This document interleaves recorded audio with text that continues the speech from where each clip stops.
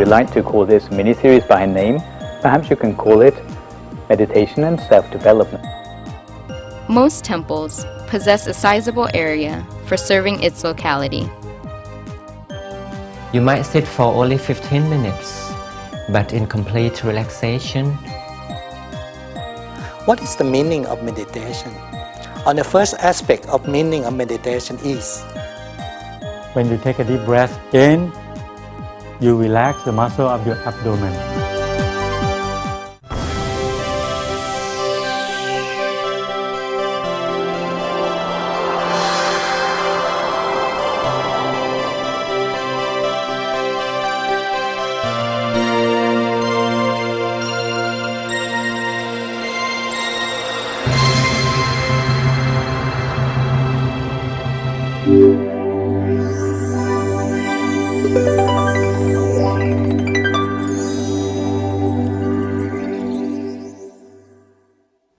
Sawadee. Welcome to this week's edition of Meditation for All. Today you will get to see the first episode of a brand new mini-series on meditation and self-development.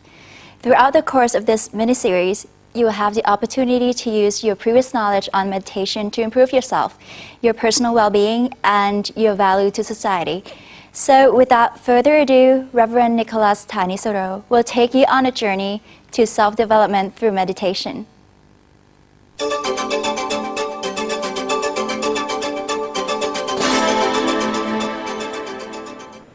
So welcome back to a brand new series on meditation for beginners.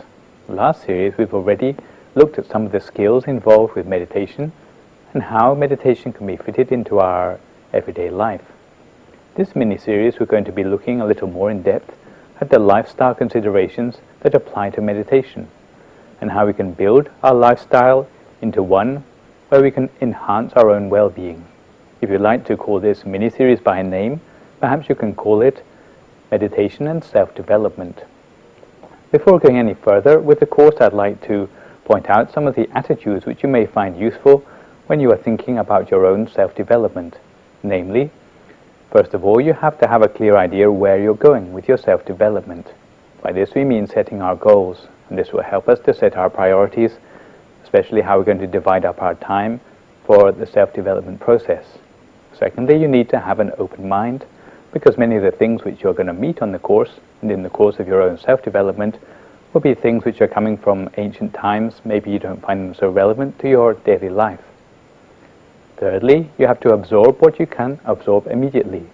Some of the things which you may hear on the course may not seem immediately relevant to you, but you should take advantage of the things which you can absorb immediately, and maybe later on some of the benefits of the other things you've learned about but not understood completely will sink in later. Another thing which you have to be reminded of is that results don't happen immediately with either self-development or meditation. It's rather a process of delayed gratification. So sometimes we have to be prepared to sweat it out. I once had a conversation with someone involved with the forest industry. If you plant a tree, it takes at least 20 years before you get any profits back from your investment. And at that time I learned that it's very hard to find people to invest in this industry at all, because most people simply don't have the patience to wait it out. But as self-developers, certainly we need to have the patience of a forest industry investor for sure, because sometimes it's going to be many years before we start to see real concrete effects from our self-development. Another thing which we should be reminded of is that we need to spend a little time each day on our self-development process, or especially our meditation. Another thing which I'd like to advise is that you should leave aside anything in the process which makes claims to superiority over other traditions or over other methods of self-development. Sometimes if you start thinking to yourself that this is the only way to practice, or this is the only place where you can find wisdom in the world, then perhaps you should be re-examining your own outlook on the world. Because I'd never like you to come to the point in your studies where you start to dismiss any other sources of knowledge which may come from other traditions. And last but not least, you should create your own personalized approach to your tradition and to your own self-development. If it's not your own practice, then no one else can do it for you. So you should really find a way to internalize the knowledge which we're talking about on this course. The first most important thing about self-development is what we're actually dealing with. And the thing which is unique about self-development is the sort of knowledge which we're talking about, which is knowledge which is not quite the same as the sort of knowledge which we've spent 12 years studying at school, 4 years studying at university.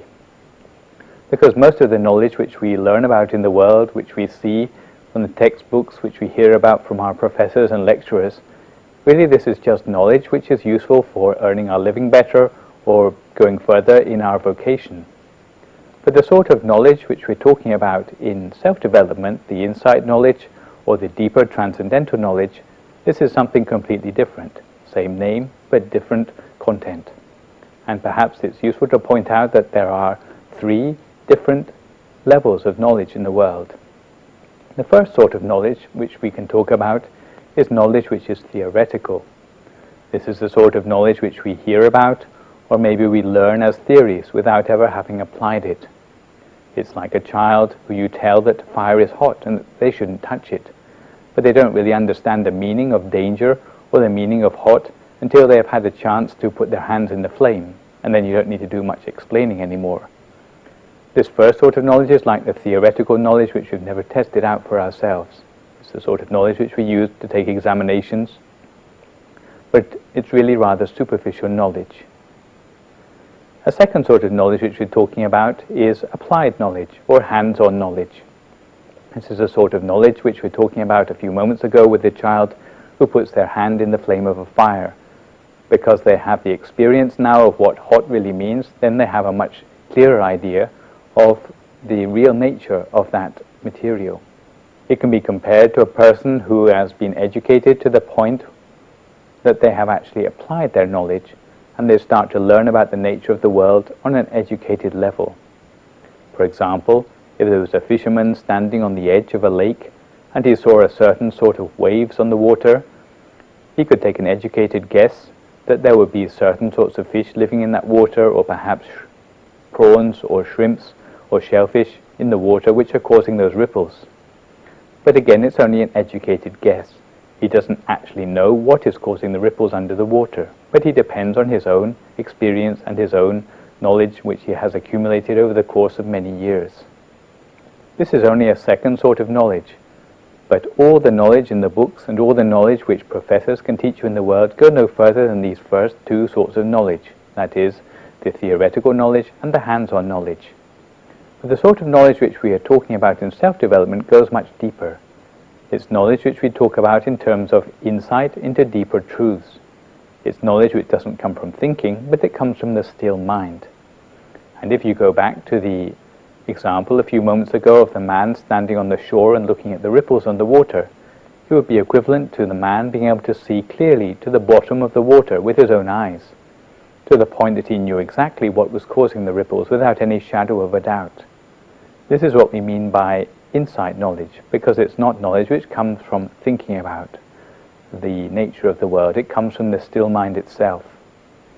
Often when we talk about knowledge, you hear phrases such as throwing light on a matter or being in darkness about a matter. When we are talking about the knowledge of insight, then this is exactly what we are interested in. When we are talking about insight knowledge, then this is exactly what you're interested in. It means boosting the brightness of the mind to the point that we can actually see the nature of the world, especially inside our own minds.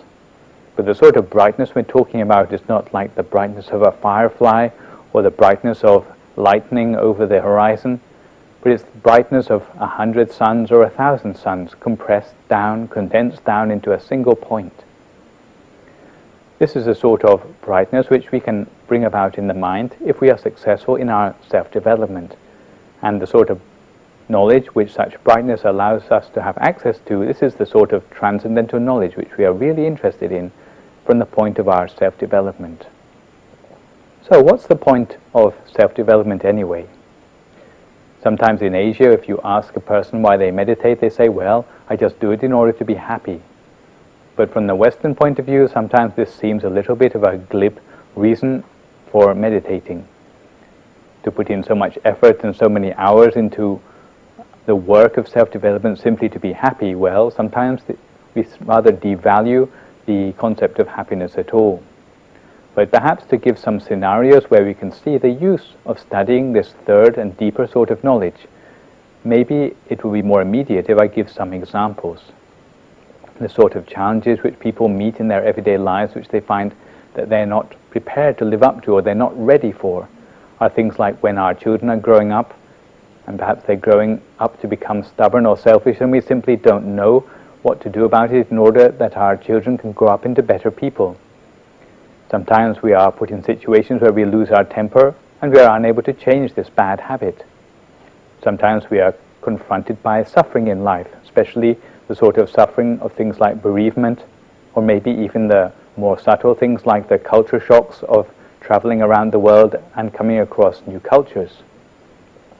Sometimes if we're in a management vocation, sometimes we find that we don't have the patience or the skills to be able to make a good job of managing our subordinates in our workplace.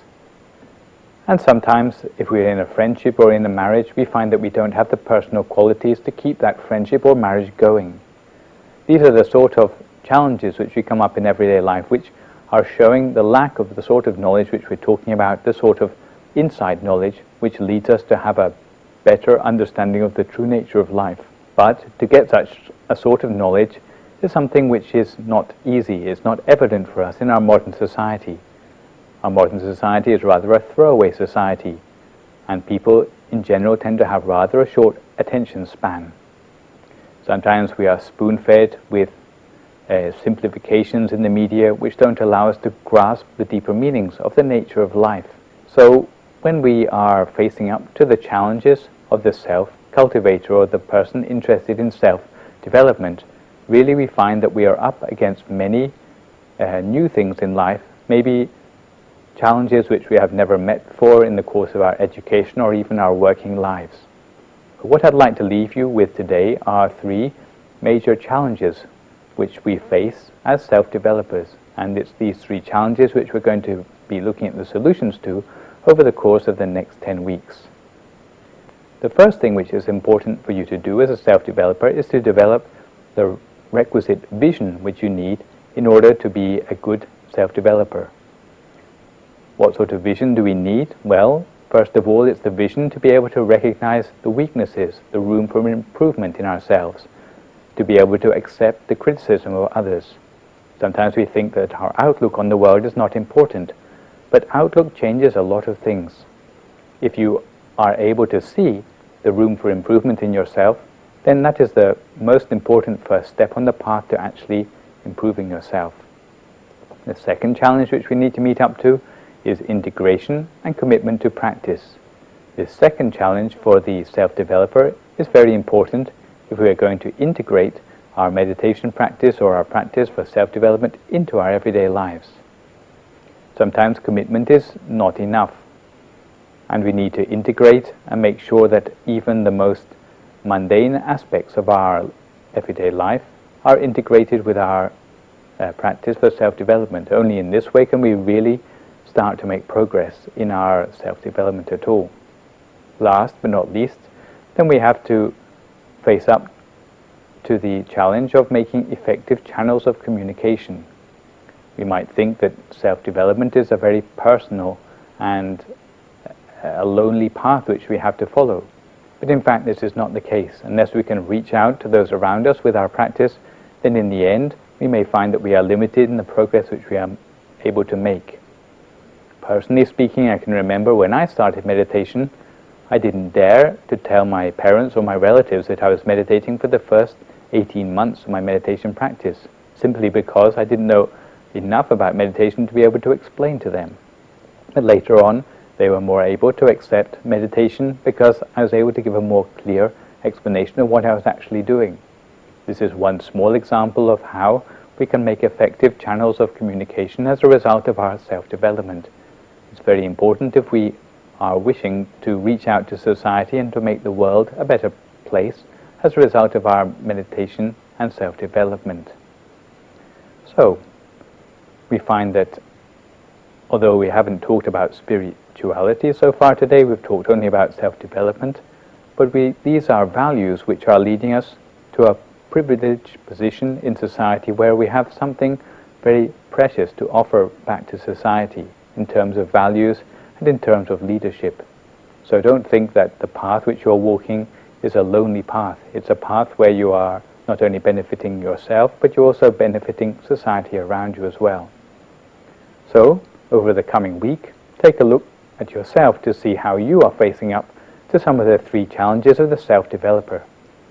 Certainly, facing up to the challenges is not the work of a single day.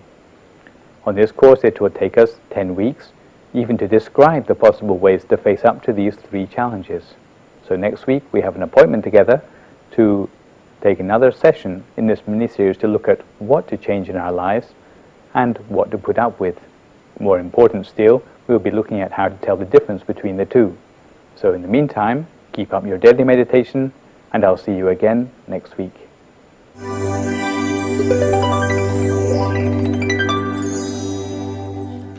Next up on Buddhist culture, you will be learning about Panna, or refreshments, a very familiar subject to all Buddhists. But how well do you really know about it? How Panna came to be? How Panna of today differs from the Panna of the past? Or what constitutes a Panna? Well, let's see.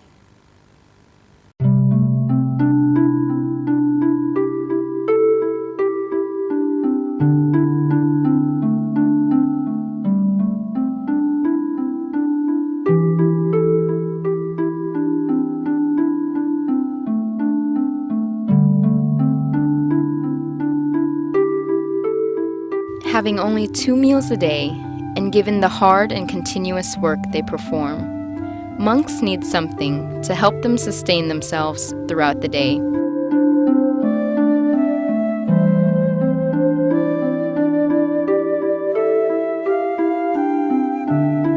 Panna, or in other words, refreshment, is therefore allowed by the Lord Buddha to be consumed in the afternoon by monks.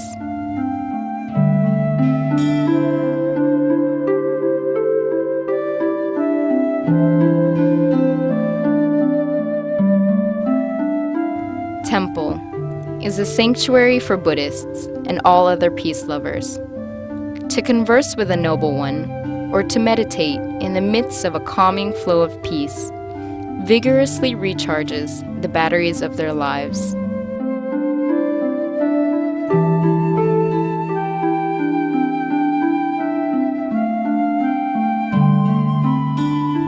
Temple is the dwelling place of peace lovers, choosing to walk the path of purity, simplicity, and chastity.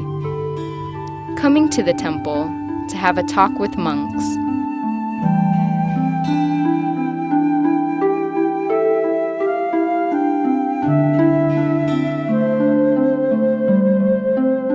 or to meditate is one way of finding happiness for the body and mind.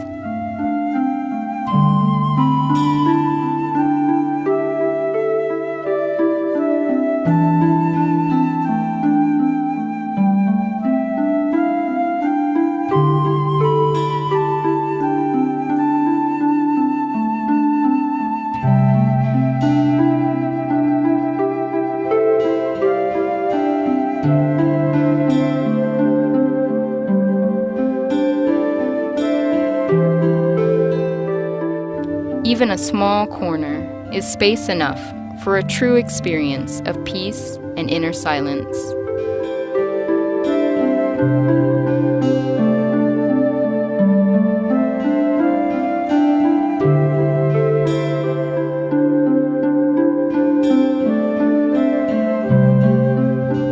Cleanliness and its sweet scent, the sensation of coolness produced by the shade of trees, the greenness of grass.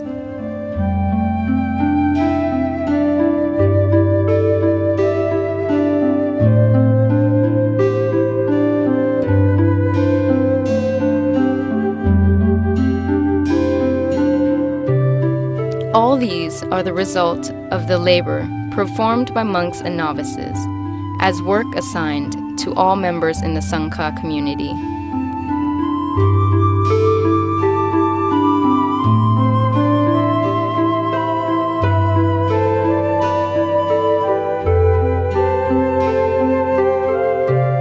Indirectly, these tasks create solidarity and provide a proper form of exercise for them. They make the temple look pleasant for dwelling and visiting monks, lay people, and newcomers who may visit the temple for different reasons. Some come simply to practice their faith, some to learn, some to find inner peace.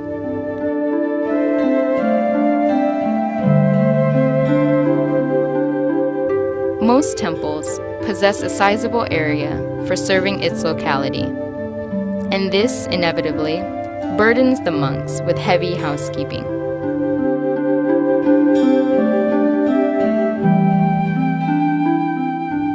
However, under those tired and thirsty faces affected by the tropical heat, one can still see their hidden smiles.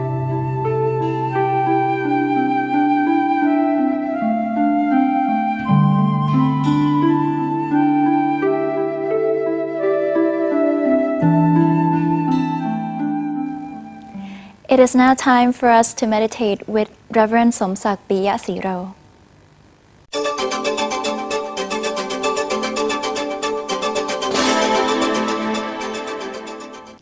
It is very nice to meet you again. Welcome everyone to the program Meditation for All. We have arrived at part 2 of the program.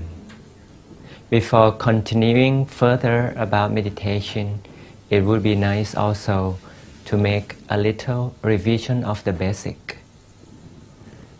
And from the previous 10 classes we enjoyed together, I hope you practice meditation with your own self and also gain some inner peace or the fruits from meditation to some extent.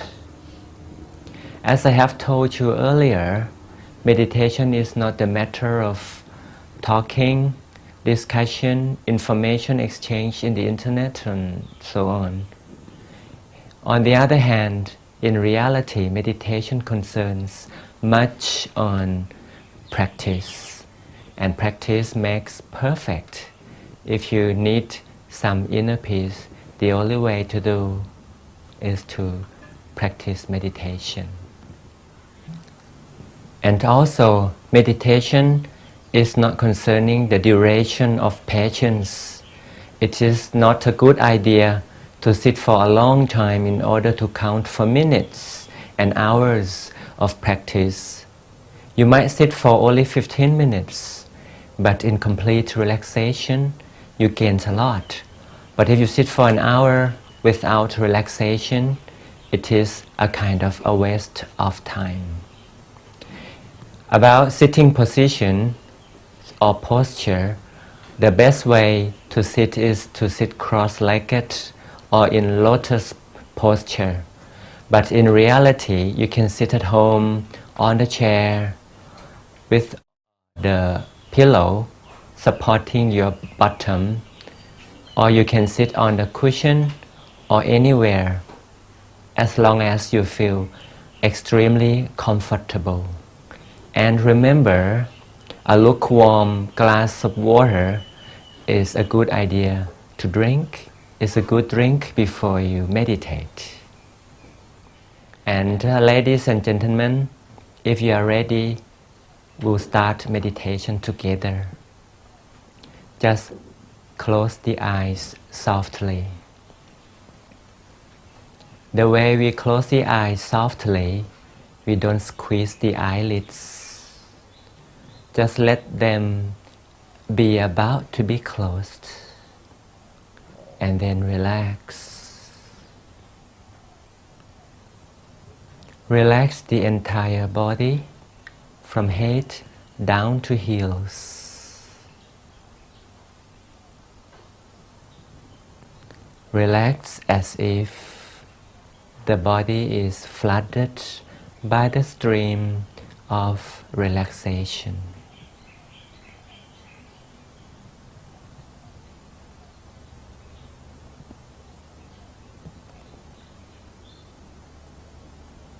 Not even a single part of the body that is not relaxed.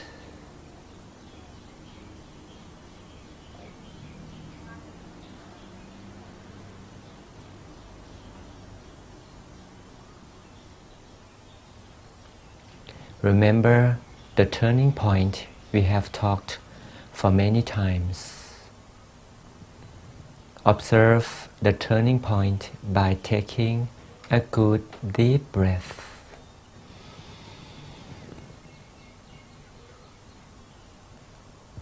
Follow the in-breath until we reach the turning point inside the stomach. The turning point is the station of peace. It is where the in-breath turns out-breath. Let's observe the turning point again. Take a deep breath, follow the in-breath down to the stomach. At the far end of the in-breath, that is the turning point. This is called the station of peace because every time the mind focuses here, the mind gains inner peace. So we confirm this point as another name, the station of peace. Remain peaceful at the station of peace for a little while together.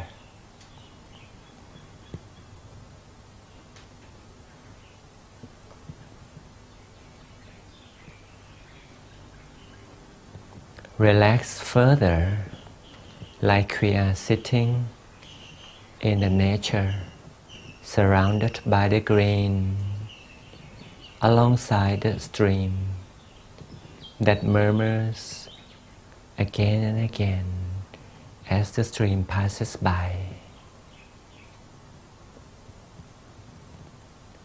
We get absorbed by the fresh of the nature. Let all the molecules get absorbed by the freshness of the nature. Remain really extremely relaxed.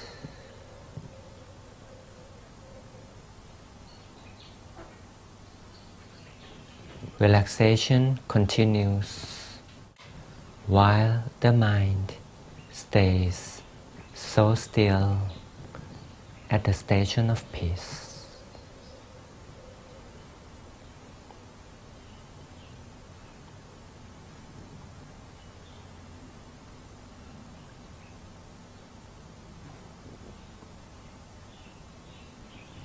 The center of the body is the same point as the station of peace. The center of the body is the tiniest point in the center of the stomach. By staying still at this turning point, the mind stays also at the center of the body. Stay at the center of the body in peace for a little moment.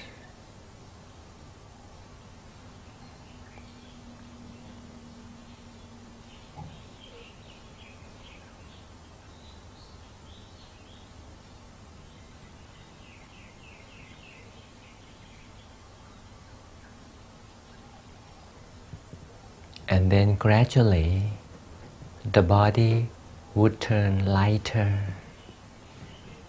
would become weightless, lighter and weightless, until gradually and finally the soft body could turn transparent,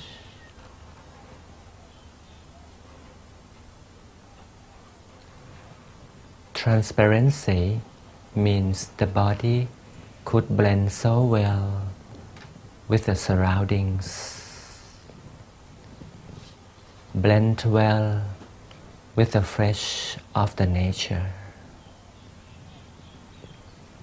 Meanwhile, the mind stays still always at the turning point. The body blends so well with the nature. Be one with the nature.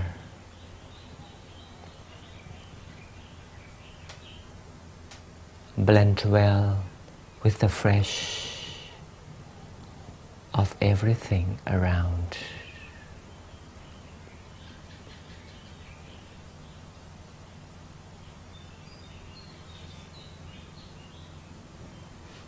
And let's share this inner peace to the world. The mind that is in peace, at peace, can radiate endlessly. It is like the center of the body can expand in all directions. It is, in other words, it is radiating in all directions. Let's share inner peace by means of radiation to the world. Expand endlessly to the world.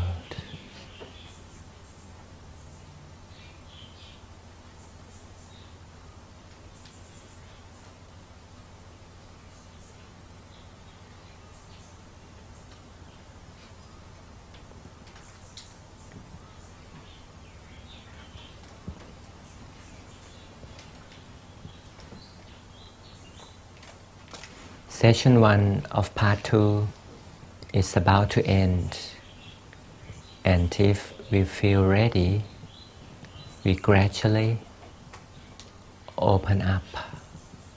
Slowly be kind in this process. As you can see to yourself and prove to yourself that every time you allow the mind to stay at the station of peace, you gain inner peace. So the only way, ladies and gentlemen, to gain peace is to put meditation into practice.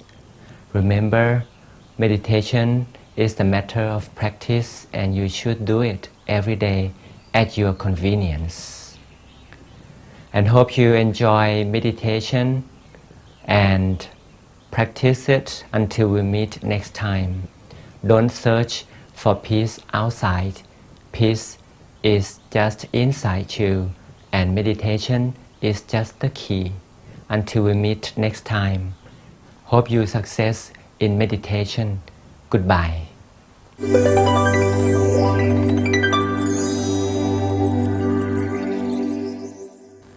We will now hear from Mr. Manit Ratanasuwan, a successful business executive and advisor to the cabinet who has been practicing meditation for a long time. You'll be introduced to novel aspects of meditation experienced by Mr. Manit himself.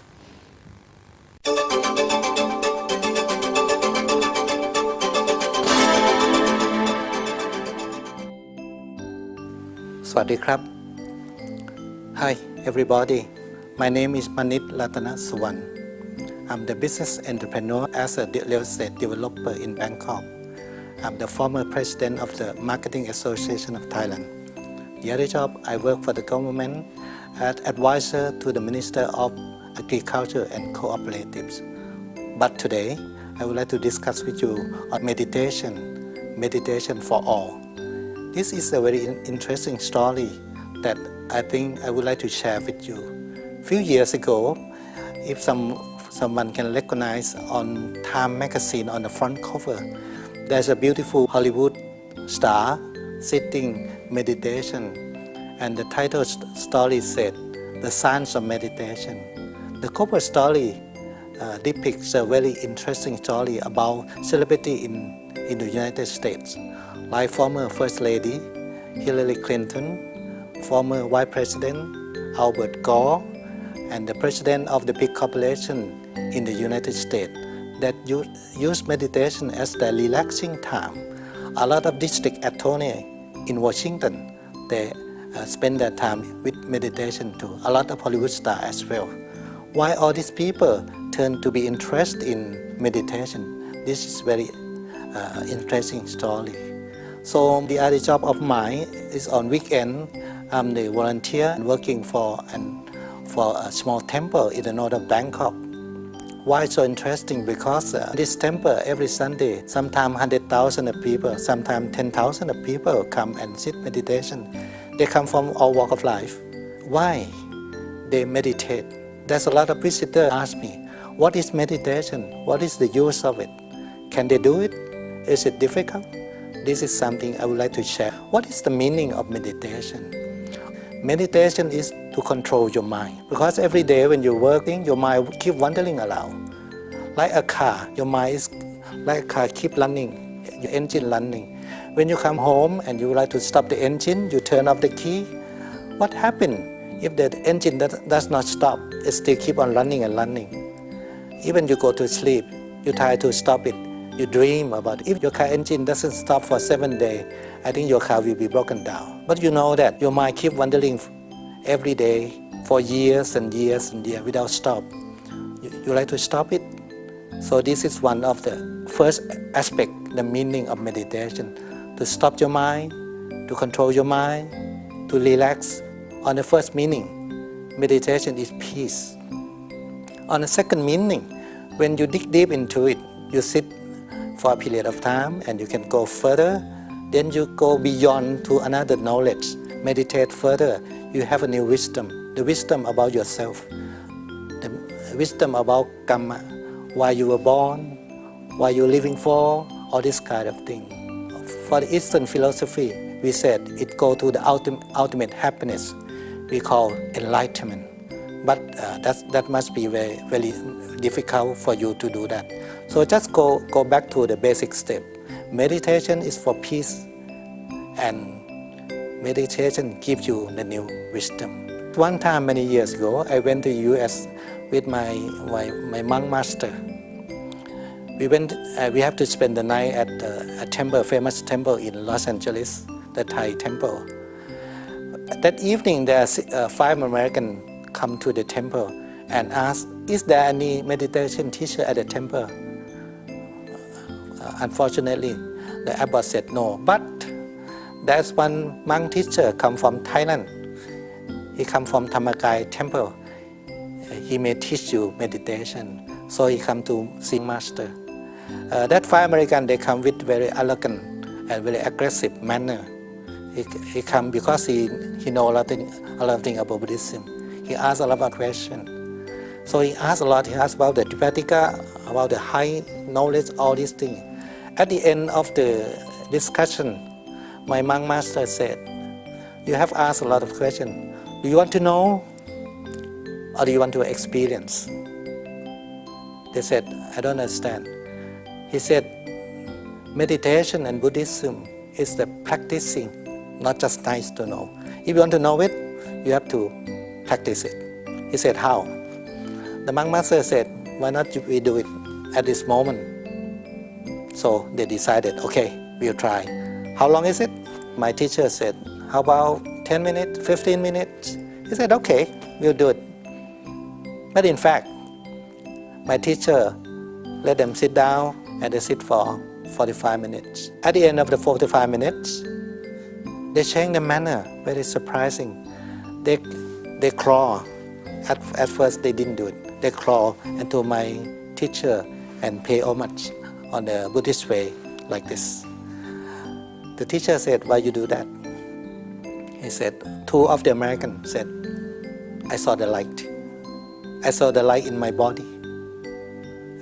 My teacher said, that's just the beginning. How do you feel on the other tree? I feel relaxed. I didn't see anything, but I feel very relaxed.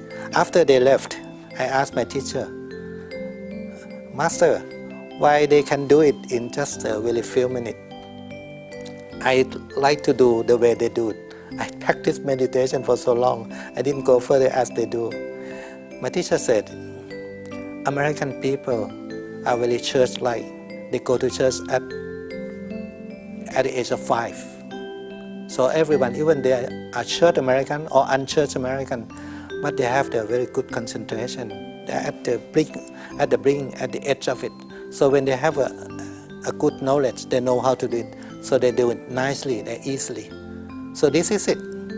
Meditation is very simple. You can do it now. You can listen to the teacher and they teach you. Some may do it in 5 minutes, in 10 minutes, in half an hour or an hour. You can do it. So it's up to you. If you have a good basic background, so meditation is very easy to you. The other question you may ask, what's the benefit as a businessman? I'm the marketing man. Normally marketing is very aggressive, very arrogant. When it's like a war. When we do business, it's like a war. So we do everything we do ethically. But however, how can we use meditation in our way of life? I said meditation is the concentration. If you want to be a good businessman, you have to have a very good concentration. So every time when we have a discussion, a long discussion, sometimes I close my eye. People said, are you sleeping? I said, no, I just try to concentrate. After I take a rest for a while, and I further my discussion. So it just take a rest. So meditation stops your mind, and you do it better, you think it better, and you do business better, and enjoy your life better. So, share with me, meditation is for all, for everybody.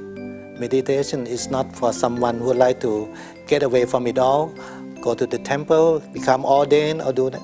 No, you can do meditation in your everyday life. I have heard a lot of story about students who has not good concentration. So they come to the temple and they study meditation. After that, they go to further their study. They become a better student, the better concentration. They do it better. Some students, even they come to church every Sunday. They volunteer and work for the church. So the other aspect of meditation is not only relax. Meditation clean your mind, clean your behavior, clean your life, and you know life better. So I would like to say thank you very much for joining me with this session. I hope that you find meditation in your new life. Thank you very much.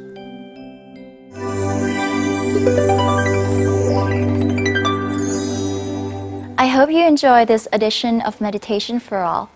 I will leave you now with the Body and Mind Solution, a stretching exercise to relieve your stress and get your body and mind balanced by Dr. Vichit Kittipong-Goson and Mrs. Vichuda Sathalanan.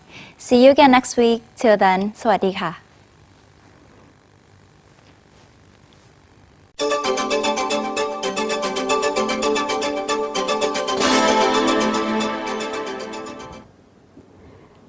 สวัสดีค่ะ From previous series of exercise that blends well mind and body, it's a slow movement that able to do exercise while meditation, and it is called Kasem Sukh movement.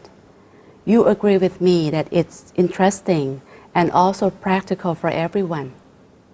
Today, I have pleasure to bring you to another movement that focus on stress relief rather than exercise. For working people, both white-collar guys or workers in a factory, stress happens and reduce work capacity and has causal link with anxiety, bad temper, and uneasy emotion, or even unreadiness for everything. Consequently, it does affect the autonomous system of the body, like insomnia, indigestion, and also disturb the blood pressure.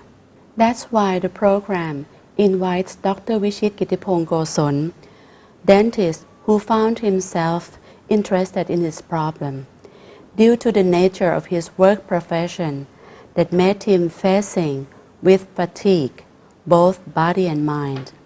He looked for a solution to tackle with it. And finally, he found the solution because he found his master, Kun Kasem Sukh Phamon Sathit, a master of meditation who has real understanding of bond between body and mind, and explained that if physical body has been too tired, it will resolve the mind.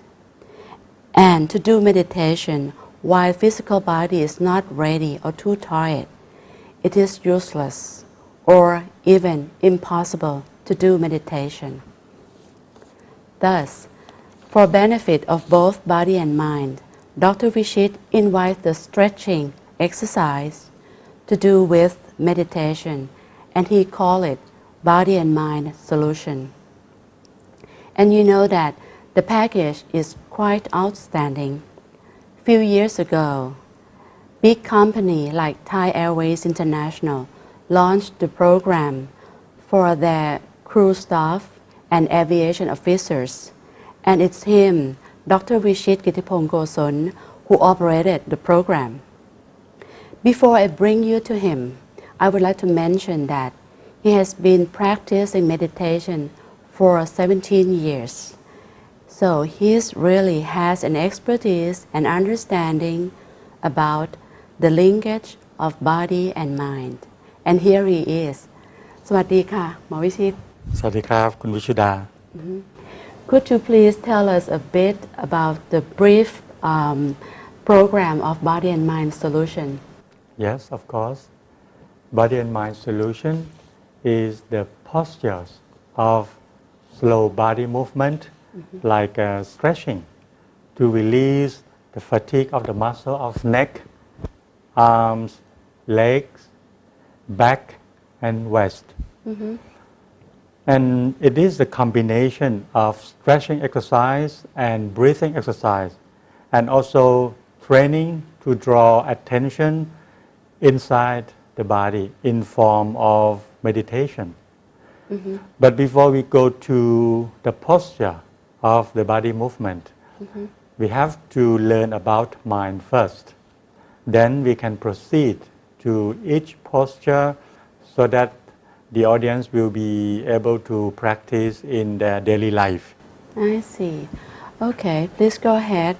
And today we have a young man, quite handsome, named Mr. Pin Prat Phamon Sathit, who is nephew of Master Kasem Sukh, who will show the posture for us, right?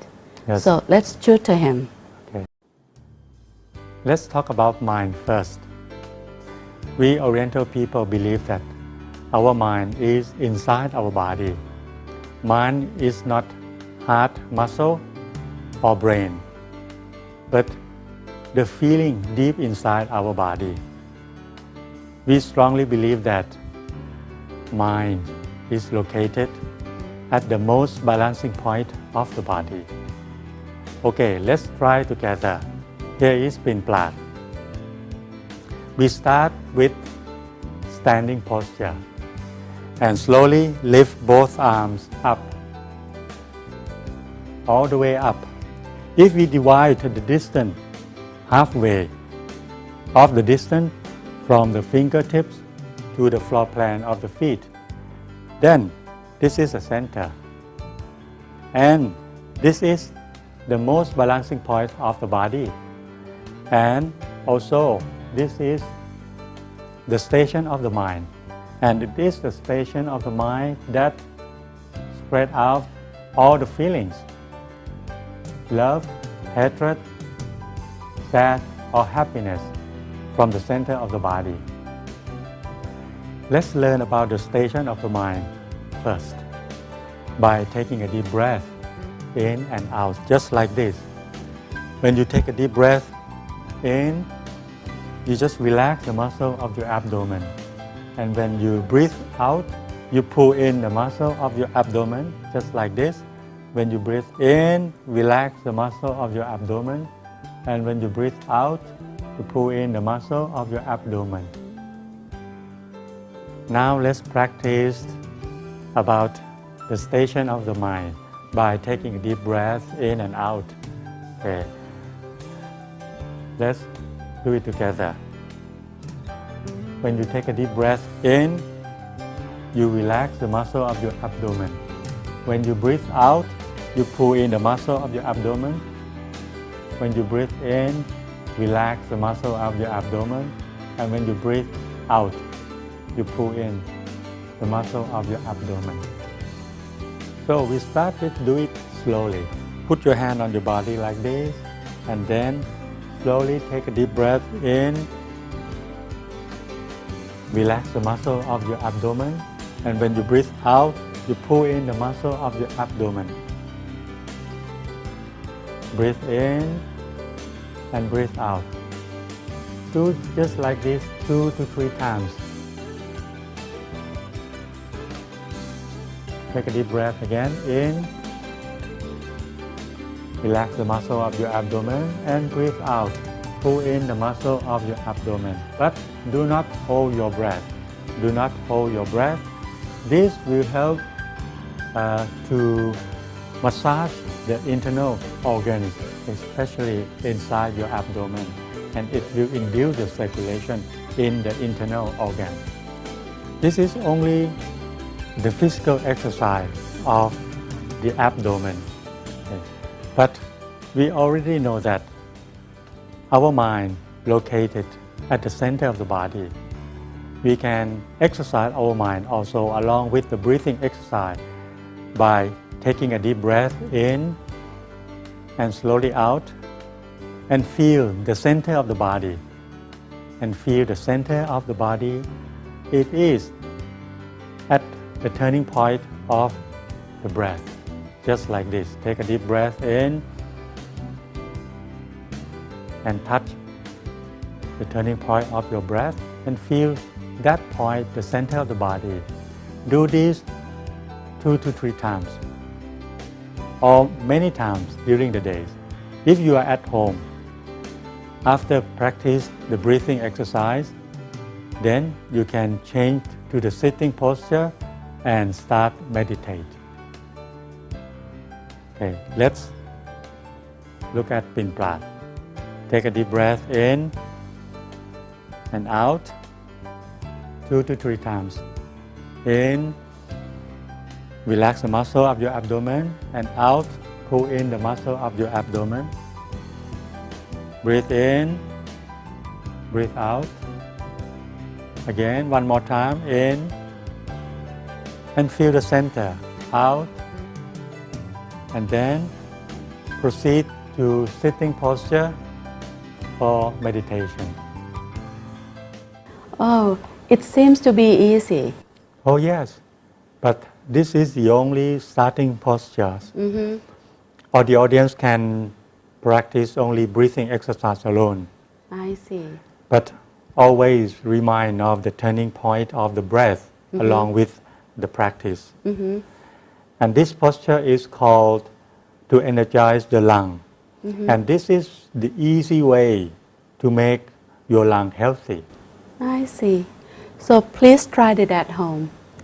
And that's it for today. สวัสดีค่ะ สวัสดีครับ